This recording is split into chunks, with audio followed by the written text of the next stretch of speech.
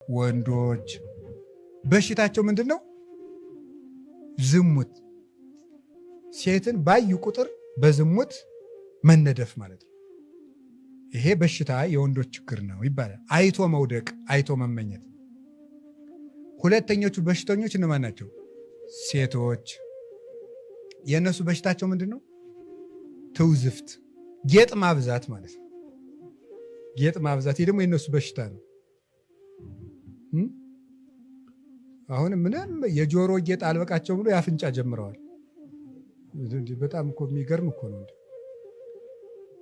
እንደዚያ ማለት ይሄ ትውዝፍት፣ ይሄ የሴቶች በሽታቸው ነው፣ ደዌያቸው ነው።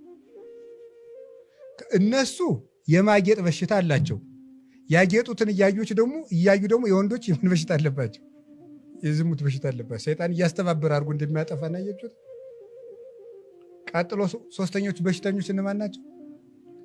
የካህናት በሽታቸው ምንድነው? ትዕቢት ነው። እኛ ያሰርነውን መንግስት አይፈታው ይላል። ይፈታል? ይፈታዋል ወይ? አይፈታው። እኛ የፈታነውንስ መንግስት ማሰር ይችላል? አይችልም። እግዚአብሔር ይፍታ ካልኩት ና ወይን ቤት ግባ ቢለው እግሩን ነው የሚያስረው። ነፍሱን ማሰር አይችልም። እኔ እግዚአብሔር ይፍታ ካልኩት። ስለዚህ እኛ እኮ እንዲህ ያለንን አይምሯችን ረቂቅ ይላል ትርጓሜው እኮ ነው።